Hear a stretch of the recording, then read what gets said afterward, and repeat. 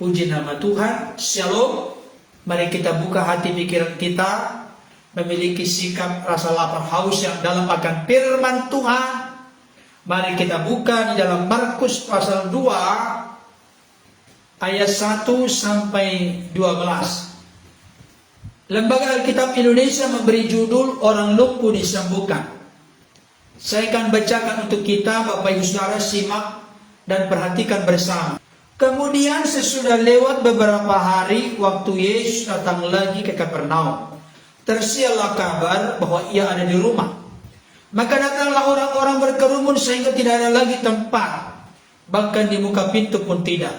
Sementara ia memberitakan firman kepada mereka, ada orang-orang datang membawa kepadanya seorang lumpuh, digotong oleh 4 orang. Tetapi mereka tidak dapat membawanya kepadanya karena orang banyak itu. Lalu mereka membuka atap yang di atasnya. Sesudah terbuka, mereka menurunkan tilam, tempat orang lumpuh itu terbaring. Ketika Yesus melihat iman mereka, berkatalah ia kepada orang lumpuh itu, "Hai anakku, dosamu sudah diampuni." Tetapi di situ ada juga duduk beberapa ahli Taurat. Mereka berpikir dalam hatinya, "Mengapa orang ini berkata begitu? Yang menghujat Allah, siapa yang dapat mengampuni dosa selain daripada Allah sendiri?" Tetapi Yesus segera mengetahui dalam hatinya bahwa mereka berpikir demikian. Lalu ia berkata kepada mereka, "Mengapa kamu berpikir begitu dalam hatimu? Mana lebih mudah mengatakan kepada orang lumpuh ini, dosamu sudah diampuni, atau mengatakan, bangunlah, angkatlah tilammu dan berjalan? Tetapi supaya kamu tahu bahwa di dunia ini anak manusia berkuasa mengampuni dosa, berkatalah ia kepada orang lumpuh itu, kepadamu kukatakan, bangunlah, angkatlah tempat tidurmu, dan pulanglah ke rumahmu. Dan orang itu pun bangun, segera mengangkat tempat tidurnya, dan pergi keluar di hadapan orang-orang itu. Sehingga mereka semua takjub lalu memuliakan Allah, katanya, yang begini belum pernah kita lihat. Sejauh itu pembacaan firman Tuhan. Yang berbahagia adalah setiap kita yang setia mendengar firman Tuhan dan yang memelihara dalam hidup kita hari lepas hari. Bapak Ibu Saudara, kisah terkait dengan orang lumpuh yang disembuhkan oleh Yesus ini merupakan salah satu kisah yang cukup terkenal di kalangan kekristenan. Tetapi sekalipun sudah tidak asing bagi kita, kebenaran firman Tuhan ini memberikan beberapa mutiara penting bagi kita untuk menjadi sikap dan pedoman kita. Bagaimana kita mengalami perbuatan Yesus, perkara besar dari Kristus. Di sini saya menemukan beberapa prinsip penting yang perlu menjadi sorotan perhatian bagi kita. Dikatakan demikian, Yesus datang lagi ke Kapernaum. Berarti sebelumnya Yesus pernah datang ke Kapernaum. Tersiarlah kabar bahwa ia ada di rumah. Maka datanglah orang-orang berkerumun sehingga tidak ada lagi tempat, bahkan di muka pintu pun tidak. Jadi Yesus sebagai sosok yang begitu populer dan terkenal, memiliki karisma, wibawa, otoritas, sehingga ada banyak orang yang berbondong-bondong, berduyun-duyun datang. Bahkan dikatakan di sini sampai tidak ada lagi tempat, penuh sesak. Saudara dikasih Tuhan, di sini dikatakan sementara ia memberitakan firman kepada mereka. Nah, saya mau sampaikan prinsip yang pertama, Bapak Ibu Saudara. Ada banyak orang Kristen salah kaprah ketika datang kepada Tuhan. Pak Pendeta, maksudnya apa? Tolong sampaikan dengan konkret dan jelas. Jangan buat kami bingung. Maksudnya begini, Bapak Ibu Saudara. Ketika orang datang kepada Tuhan, maka yang pertama-tama dan utama disodorkan adalah apa yang menjadi keinginan, kerinduannya.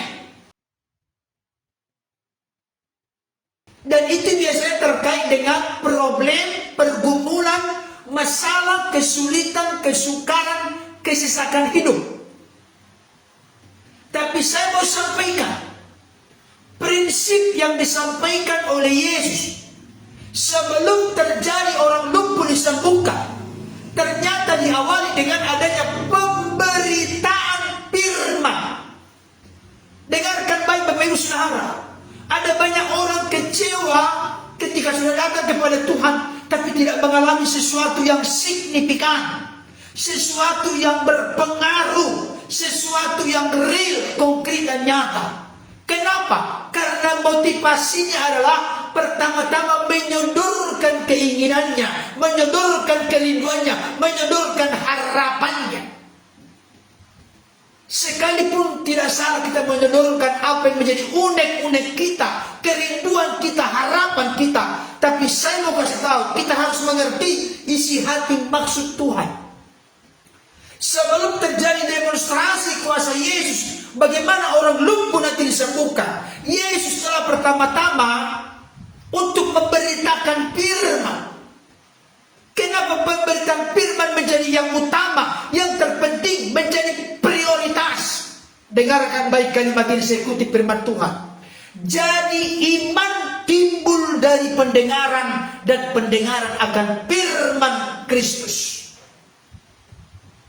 Tidak ada gunanya kita berkeluh kesah, memohon, meminta kepada Tuhan kalau kita memiliki iman yang keropos, iman yang kandas. Kalau kita diwarnai oleh kekhawatiran, kebimbangan, keraguan-raguan, tidak ada yang bisa membuat iman kita menjadi kokoh, teguh, tangguh, tak tergoyahkan selain daripada kita mensuplai hati kita, pikiran kita dengan firman yang telah menjadi rema dalam hidup kita. Firman itu kita izinkan berbicara dalam hidup kita, dan firman itulah nanti yang menimbulkan, mengokohkan, menumbuhkan, mendewasakan iman kita.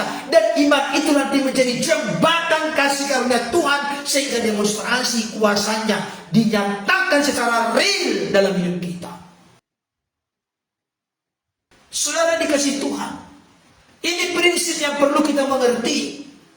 Saya tidak anti dengan mujizat, saya tidak anti dengan keajaiban, saya tidak anti dengan perbuatan-perbuatan yang besar, karena Yesus tidak pernah berubah, baik dahulu, kemarin, hari ini, sampai selama-lamanya.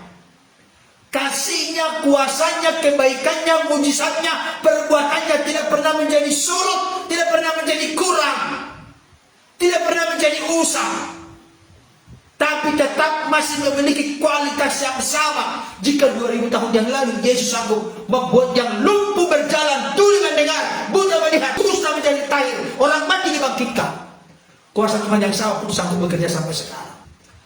Tetapi jangan sampai kita hanya rindu menyodorkan keinginan kita, tapi kita rindu untuk tahu apa yang menjadi isi hati Tuhan, maksud Tuhan, tujuan Tuhan, kehendak Tuhan, apa yang memuliakan Tuhan, apa yang menyenangkan Tuhan. Itu harus menjadi komitmen kita, prioritas kita. Bukankah firman Tuhan berkata, tetapi carilah dahulu kerajaan Allah dan kebenarannya, maka semuanya itu akan ditambahkan kepadamu. Jangan bonusnya yang dicari dulu, tapi kerajaan Allah, biarkan Allah merajai, memerintah, berkuasa atas hidup kita. Biarkan kebenarannya yang memerdekakan kita, kebenarannya yang menguduskan kita, menyucikan kita, maka yang lain pasti Tuhan tambahkan bagi kita. Saudara dikasih Tuhan, ini penting untuk kita. Adakah Bapak Saudara saat ini sedang merasa kecewa dengan Tuhan? Saya sampaikan firman ini bukan berarti kami tidak pernah mengalami pergumulan yang berat dan besar dalam hidup. Siapapun kita Bapak Ibu Saudara, warna kulitnya bisa berbeda. Ada yang hitam, putih, sawo matang dan lain sebagainya. Mata kita cipit, mata kita yang lain-lain macam-macam, mata belok, mata apa. Semuanya kita punya problem dan masalah. Kami sebagai pendeta hamba Tuhan, pelayan Tuhan, ada masalah, banyak masalah. Tapi saya mau kasih tahu, ini menjadi tantangan yang real dan konkret untuk kita renungkan hayati bersama saat ini. Ada banyak orang di era instan sekarang ini. Iman pun instan, penyerahan pun instan, segalanya instan. Padahal firman Tuhan berkata, Allah selalu berbuat segala sesuatu indah pada waktu Tuhan. Oleh karena itu Bapak Ibu Saudara, mari kita arahkan hati pikiran kita kepada yang utama, kepada yang bernilai kekal. Bukankah firman Tuhan berkata, langit dan bumi ada masanya akan berlalu, ada masanya akan lewat, tapi firman Allah tetap tinggal selama-lamanya. Biarlah yang kekal itu menjadi bagian yang prioritas, yang utama dalam hidup kita. Ini yang Yesus lakukan. Ada banyak orang berkumpul. Yang Yesus lakukan adalah memberitakan firman tentang rancangan keselamatan Allah yang kita sapa dengan Bapa. Itu yang disampaikan oleh Yesus kepada banyak orang.